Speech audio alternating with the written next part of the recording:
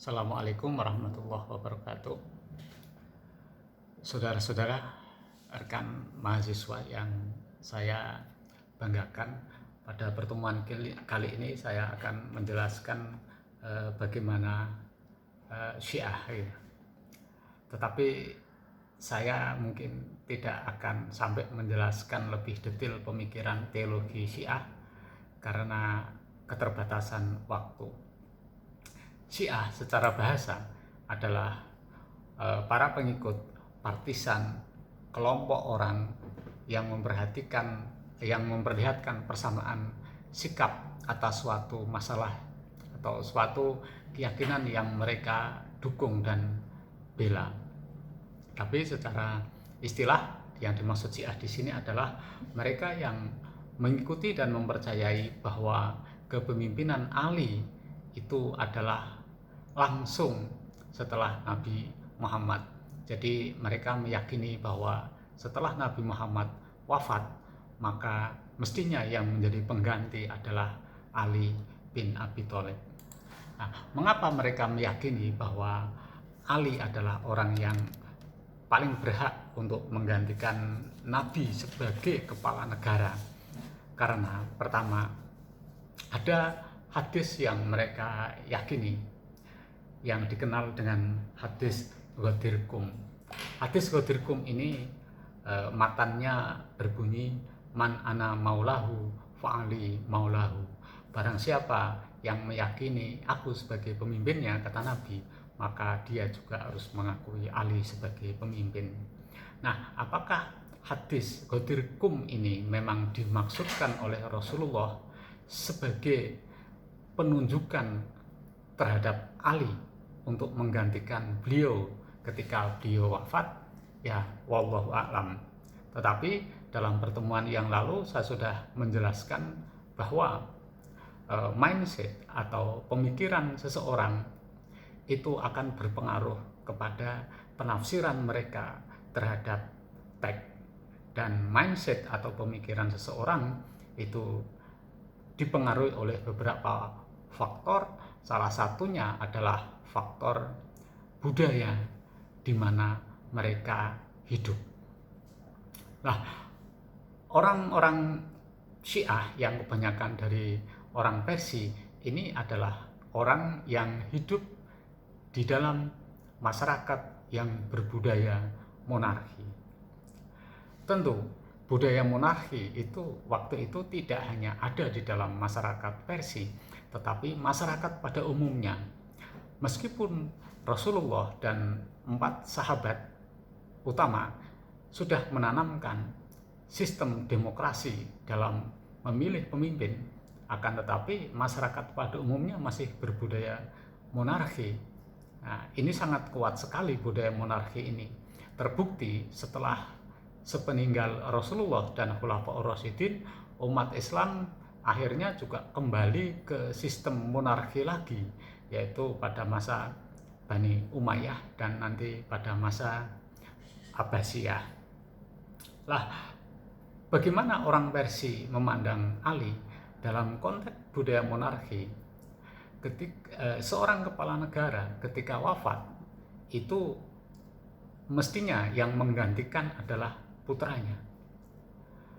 Orang-orang Persia memandang Nabi atau memperlakukan Nabi itu seperti mereka memperlakukan raja. Nah, maka ketika Nabi itu wafat, mereka berkeyakinan bahwa yang mestinya berhak untuk menjadi pengganti Nabi adalah putranya. Nah, sementara Nabi tidak memiliki seorang putra laki-laki yang hidup sampai dewasa.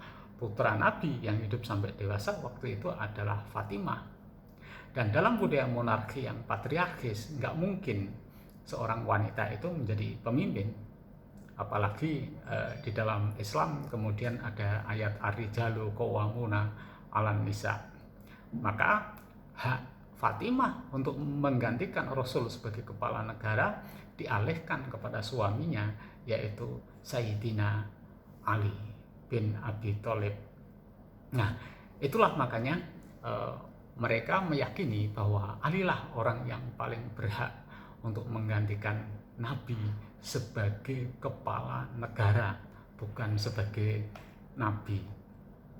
Nah, dalam perkembangan berikutnya, Syiah itu terpecah menjadi dua kelompok besar, yaitu kelompok ekstrim dan kelompok moderat. Kelompok ekstrim sering disebut juga dengan Syiah Ghulat atau Syiah Sabaiyah. Kenapa disebut Syiah Sabaiyah? Karena ini didirikan oleh Abdullah bin Saba. Konon Abdullah bin Saba adalah orang Yahudi yang mengaku Islam dan ingin merusak Islam dari dalam, maka berpura-pura masuk Islam dan kemudian mendirikan kelompok Syiah yang disebut dengan Syiah ekstrim. Kenapa disebut Syiah ekstrim? Karena kelompok ini terlalu berlebihan di dalam memandang kelebihan-kelebihan Ali. Apa terlalu berlebihannya? Kelompok ini menganggap bahwa Ali itu reinkarnasi atau jelmaan Tuhan.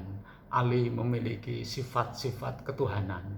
Bahkan mereka juga beranggapan bahwa sebetulnya di antara Muhammad dan Ali yang mestinya menjadi nabi itu adalah Ali bin Abi Thalib. Hanya saja malaikat Jibril dalam menurunkan wahyu atau menyampaikan wahyu salah alamat, yang mestinya disampaikan kepada Ali disampaikan kepada Nabi Muhammad. Inilah kelompok ekstrim. Nah, di samping kelompok ekstrim itu ada kelompok moderat. Kenapa disebut moderat? Karena kelompok ini tidak terlalu berlebihan di dalam memandang Ali. Jadi tidak sampai seperti kelompok ekstrim tadi. Dan kelompok moderat ini memandang bahwa kelompok ekstrim itu sesat. Jadi jangan mengeneralkan Syiah itu seperti kelompok ekstrim. Maka saya tidak setuju dengan salah satu buku yang diajarkan di madrasah aliyah swasta yang mengatakan bahwa Syiah adalah sekte dalam Islam yang didirikan oleh orang Yahudi. Kemudian dari kelompok tersebut, dari kelompok yang didirikan oleh Yahudi tersebut berkembang menjadi kelompok-kelompok lain termasuk moderat. Nah, ini namanya mengeneralkan. Saya katakan tadi kelompok ekstrim itu oleh moderat juga tidak diakui, tidak dianggap sebagai kelompok Syiah yang berada di dalam garis yang lurus. Nah, kemudian kelompok moderat itu terpecah-pecah menjadi beberapa kelompok kecil, yaitu menjadi Kaisaniyah, kemudian menjadi Zaidiyah, dan menjadi Syiah Imamiyah. Nah, Syiah Imamiyah itu nanti terpecah-pecah lagi menjadi Ismailiyah dan Isna Asyariyah.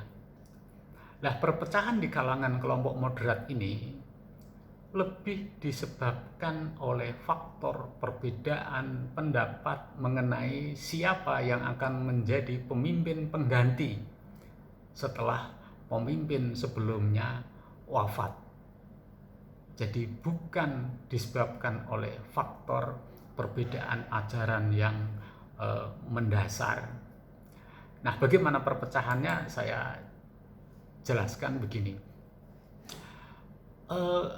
Kelompok Syiah moderat mulai terpecah ketika Husain wafat karena dibunuh di Karbala.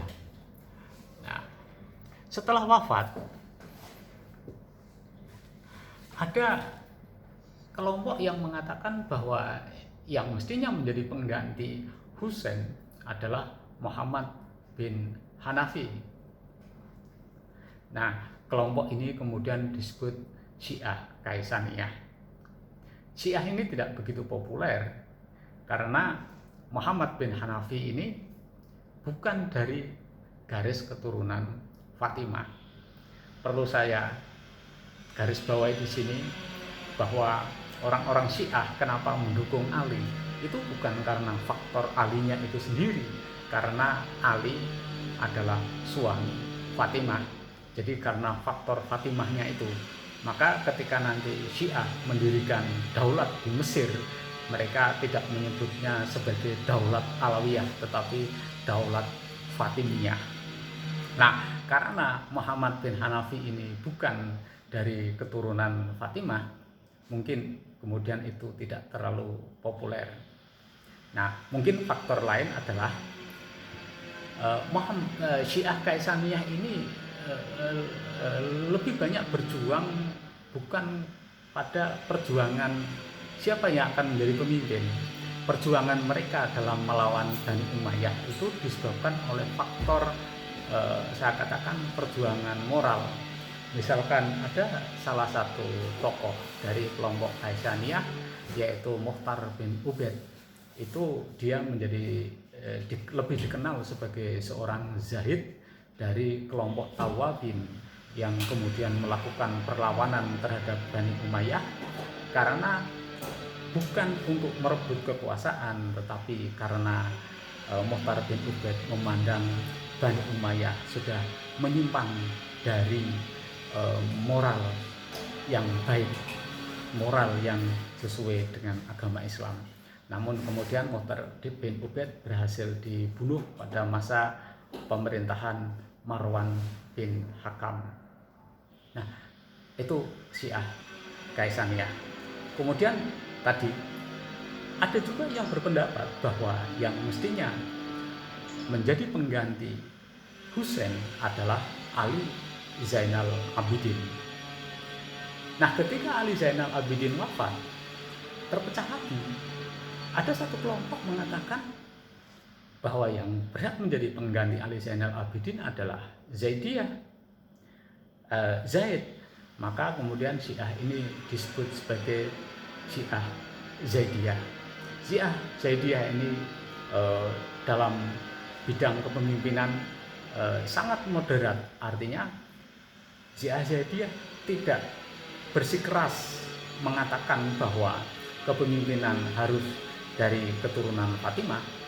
Menurut Syiah Zaidiyah, pemimpin boleh dari orang lain asal dikehendaki oleh Ahlul Halli wal Aqdi. Ahlul Halli wal Aqdi itu kalau secara bahasa adalah ahli ngudari, ahli membicarakan permasalahan-permasalahan, ahli menggelar masalah, kemudian wal Aqdi, dan setelah menggelar masalah kemudian mereka mengikatnya dalam bentuk keputusan. Tetapi secara istilah mungkin bisa diartikan Ahlul Halli wal Aqdi ini adalah perwakilan rakyat atau dalam kita disebut DPR. Jadi pemimpin boleh dipilih oleh perwakilan rakyat, tidak harus dari keturunan Ali. Nah, kemudian ada kelompok lain yang mengatakan bahwa pengganti Ali Zainal Abidin, kalau tadi kelompok Zaidiyah itu mengatakan Zaid, kelompok ini mengatakan penggantinya bukan Zaid tetapi Muhammad Al-Baqir. Nah, kelompok ini nanti disebut sebagai kelompok Imamiyah karena kelompok inilah yang mempertahankan konsep kepemimpinan berdasarkan garis keturunan Fatimah atau Ali. Nah, kelompok Imamiyah ini nanti terpecah lagi setelah Ja'far Al-Shadiq meninggal. Siapa yang akan menggantikan? Satu kelompok mengatakan bahwa pengganti Ja'far Al-Shadiq adalah Ismail karena berdasarkan nas dari Ja'far Shadiq, pengganti Ja'far Shadiq adalah Ismail. Jadi sebelum wafat Ja'far Shadiq sudah meninggalkan wasiat atau mengangkat putra mahkota untuk menjadi penggantinya, yaitu Ismail.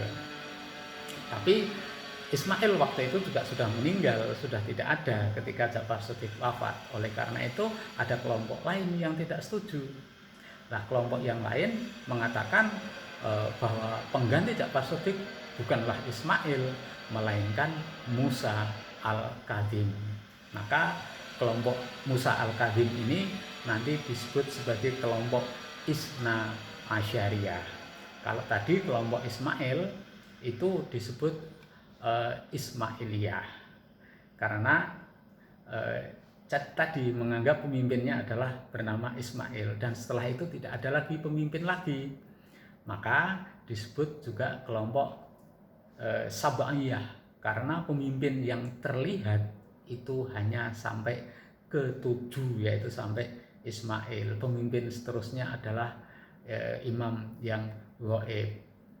Nah, kembali ke Isna Asyariyah, yaitu yang menganggap bahwa pengganti Ja'far Shadiq adalah Musa Al-Kadzim. Kenapa disebut Isna Asyariyah? Karena pemimpin nanti sampai pada 15 pemimpin, yaitu 12 pemimpin, yaitu sampai pada Muhammad Al-Muntadhor. Setelah Muhammad Al-Muntadhor ada apa tidak? Tidak ada, karena Muhammad Al-Muntadhor itu meninggal ketika masih berumur 4 atau 5 tahun, jadi tidak punya keturunan. Oleh karena itu kepemimpinannya sampai pada Muhammad Al-Muntadhor, yaitu sampai 12, maka disebut Syiah Isna Asyariyah. Nah, tadi saya katakan bahwa itulah perpecahan Syiah yang moderat itu bukan karena faktor prinsip ajaran, tetapi lebih disebabkan karena faktor siapa yang akan menjadi pemimpin pengganti pemimpin sebelumnya.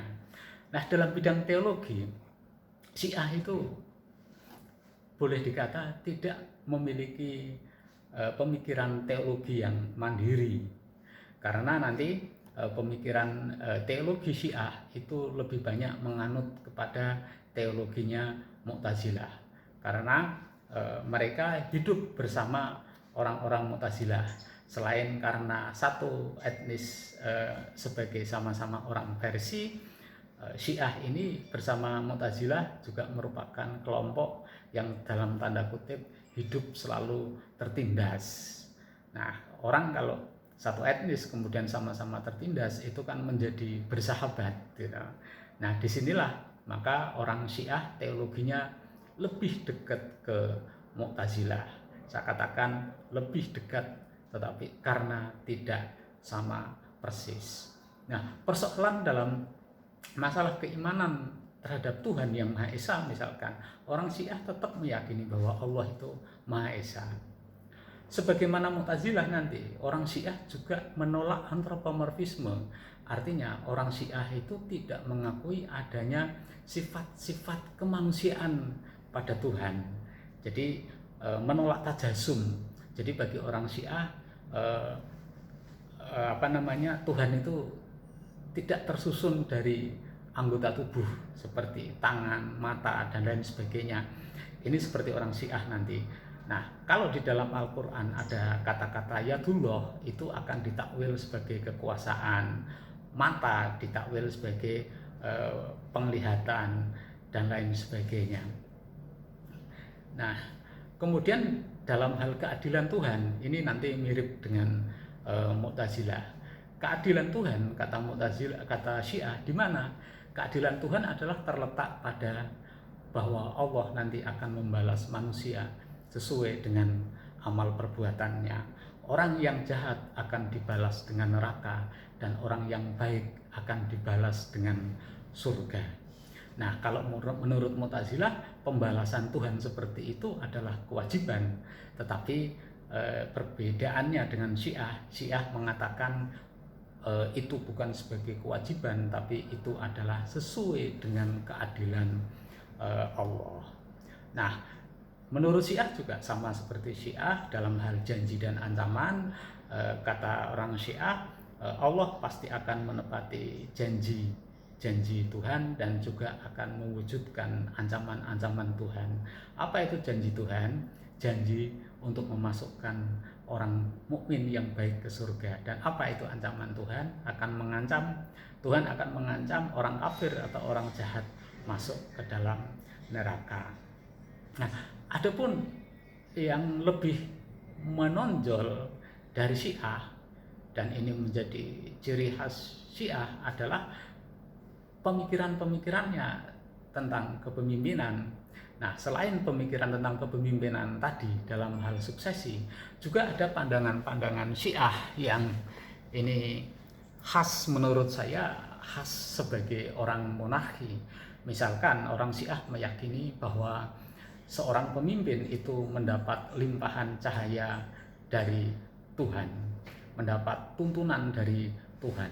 Ini saya kira bukan khas orang Syiah, tetapi ini adalah khas budaya monarki. Di Jawa saja